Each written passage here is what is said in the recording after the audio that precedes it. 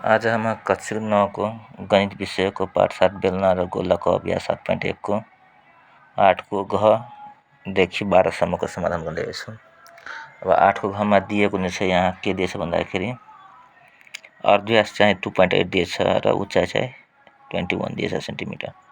यो सही छ। यो चाहिँ उचाइ बढी छ, अर्धव्यास कम छ। अब किताबमा एन्सर मिलाउँदाखेरि 28 हुनुपर्ने, तर हिसाबले के हुन्छ, उचाइ बढी हुन्छ होइन, अर्धव्यास कम हुन्छ। हामी 2.8 नै लियौँ। त्यो अनुसारमा हुँदाखेरि हामीलाई थाहा छ बेलनाको आधारको क्षेत्रफल पाइ आर स्क्वायर हुन्छ। पाइको ठाउँ 22/7, आरको ठाउँमा 28 को स्क्वायर राख्यौँ अनि भ्यालु कति आयो 24.64 सेन्टिमिटर स्क्वायर। बेलनाको सतहको क्षेत्रफल, समतल सतहको क्षेत्रफल भनेको 2 पाइ आर स्क्वायर, 2 पाइको ठाउँमा 22/7 अनि स्क्वायर भनेको 2.8 को स्क्वायर गर्दाखेरि 49.28 cm स्क्वायर छ। त्यसै वक्र सतहको क्षेत्रफलको कर्सर फेस एरियामा 2 पाइ आर एच, 2 पाइको ठाउँमा 22/7 र आरको 2.8 र एचको ठाउँमा 21 गर्दाखेरि 369.6 cm स्क्वायर हो। पुरा सतल क्षेत्रफल कति आयो 2 pi are are plus H, 2 को ठाउँमा 2, पाइको ठाउँमा 22, यहाँ आरको पनि भ्यालु राख्यो र एचको भ्यालु निकाल्दाखेरि चाहिँ कति आयो 418.88 cm स्क्वायर। आयतन भनेको पाइ आर स्क्वायर एच, पाइको भ्यालु अनि आरको पनि 2.8 को स्क्वायर अनि एचको 21 गर्दाखेरि 517.44 cm क्यु आयो। अब त्यस्तै गरी क्वेसनमा 9 मा बेलनाको आधारको परिमिति दिएछ 2 पाइ आर बराबर 176, उचाइ चाहिँ कति दिएछ 30। सुरु अनुसार हामीले वक्र सतहको क्षेत्रफल कति हुन्छ भन्दाखेरि 2 पाइ आर एच, 2 पाइ आरको ठाउँमा दिएछ 176 र एचको ठाउँमा 30 दिएछ, गुणा गर्दाखेरि कति आयो 5280 cm स्क्वायर। त्यस्तै बेलनाको पुरा सतहको क्षेत्रफल भनेको के हुन्छ 2 pi r into r plus h. त हामीलाई थाहा छ दिएको 2 पाइ आर भनेको परिधि 176, त 2 पाइको ठाउँमा 22/7, आरको त्यता 176 आयो। आरलाई के गर्ने, यहाँ 22 र 44 से मल्टिप्लाई त्यहाँ डिभाइड गर्ने, यो क्रस गुणा भयो, त्यो 176 गुणे 7 डिभाइड बाई 44 गर्दा कति आयो 28। त यहाँ आर 28, एच त भ्यालु 30 दिएछ अनि 2 पाइ आरको 176 गर्दाखेरि कति आयो 10,208 cm स्क्वायर। अब त्यस्तै गरी यहाँ 10 मा बेलनाको परिधिको क्षेत्रफल भनेको 2 पाइ आर 88 दिएछ। अब फेरि यहाँ आर निकाल्नु छ भने के गर्ने, यहाँ 2 पाइको ठाउँमा 22, आरको ठाउँमा आर राख्यो अनि 88। अब यो 2 गुणे 22 कति भएछ 44, अनि यो 7 ले यो 88 मल्टिप्लाई हुँदाखेरि 7 × 88 44 गर्दाखेरि 14 आयो। त बेलनाको आधारको व्यास र उचाइको क्षेत्रफल कति छ आर प्लस एच 24, 14 निकाल्छौँ आरमा। त यहाँ के गर्ने, आरको ठाउँमा 14 राख्ने अनि यो यता राख्दाखेरि माइनस भयो, 10 आयो एच। अनि बेलनाको आधारको क्षेत्रफल चाहिँ पाइ आर स्क्वायर उनको पाइ राखेर आरको ठाउँमा दिएको कति आयो 616, यो कति आयो 616 cm स्क्वायर। यसै लेखो 616 cm स्क्वायर। बेलनाको वक्र सतहको क्षेत्रफल भनेको 2 पाइ आर एच, त 2 पाइ आरको ठाउँमा 22 र एचको ठाउँमा 10 गर्दाखेरि 880 cm स्क्वायर भयो।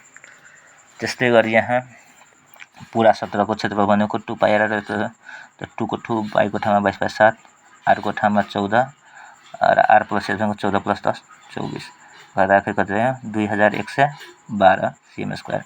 आयतन पाइ आर स्क्वायर एच त 22/7, पाइको ठाउँमा आरको ठाउँमा 14 को स्क्वायर र एचको ठाउँमा 10 गर्दाखेरि 6160 cm क्यु आयो। त्यस्तै 11 मा बेलनाको आधारको अर्धव्यास र उचाइको योगफल कति छ आर प्लस एच 34 दिएछ। पुरा सतहको क्षेत्रफल कति दिएछ 2992 cm स्क्वायर। त बेलनाको पुरा सतहको क्षेत्रफल कति हुन्छ त 2 pi are are plus H 2992 राख्यो। अब 2 पाइको ठाउँमा 22/7, आरको ठाउँमा आर राखिदियो अनि आर प्लस एच बराबर कति छ 34 दिएको छ नि, यहाँ 34 सालले। अब यो क्याल्कुलेसन गर्दाखेरि आर इक्वल टु यो 44 के हुन्छ 44 22 यसको आउँछ 2 अनि 34 र 7 ले यसलाई मल्टिप्लाई गर्यो माथि अनि क्याल्कुलेसन गर्दाखेरि कति आएको भ्यालु 14 आएछ। अब प्रश्न अनुसार आर प्लस एच बराबर 34 छ, आरको भ्यालु 10 आयो, 14 आएछ भने आरको भ्यालु राख्दाखेरि एच बराबर 34 माइनस कति भ्यालु छ 14 बराबर 10 आएछ, 20 आयो। 34 बाट 14 गयो भने 20 सेन्टिमिटर। बेलनाको पाइ आर स्क्वायर एच त पाइको ठाउँमा 22/7, आरको ठाउँमा 14 को स्क्वायर प्लस इन्टु 20 गर्दाखेरि कति आयो 12320 cm क्यु। अब त्यस्तै गरी क्वेसन नम्बर 12 मा के दिएछ भन्दाखेरि उचाइ र व्यासको योगफल कति दिएछ एच प्लस डी बराबर 28। त एच प्लस डी को ठाउँमा 2r बराबर 28, एच बराबर 28, यता 2r लाई यता लगाए माइनस 2r किनभने r / 2 हुन्छ। अब क्रस गर्दाखेरि d = के भइहाल्छ 2r क्रस मल्टिप्लाई हुँदाखेरि। अब यहाँ वक्रसतहको क्षेत्रफल दिएछ 2πr/h क्वेसनमा दिएछ 462।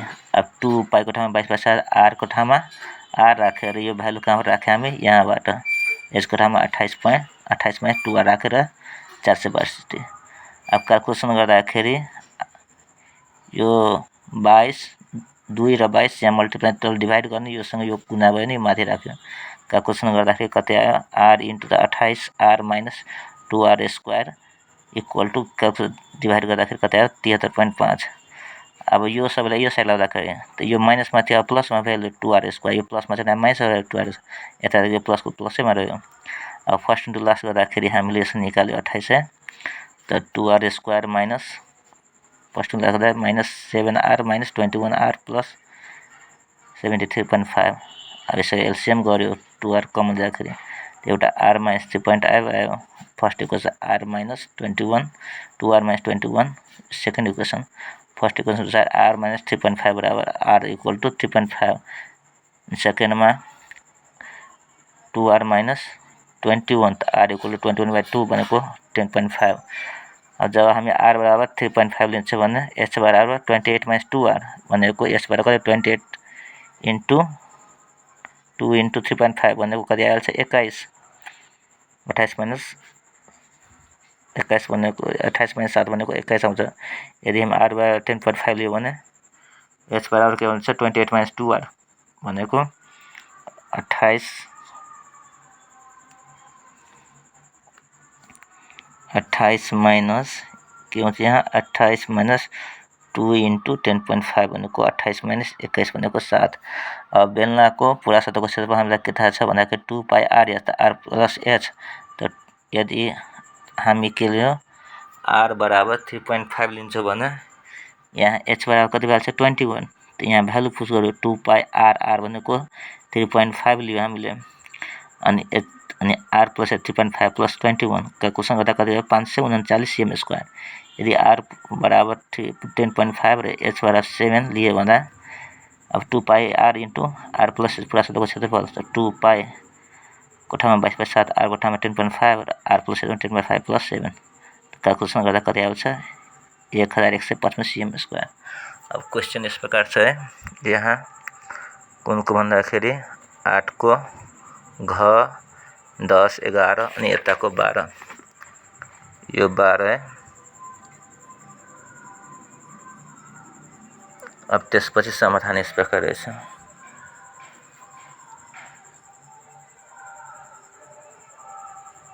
धन्यवाद।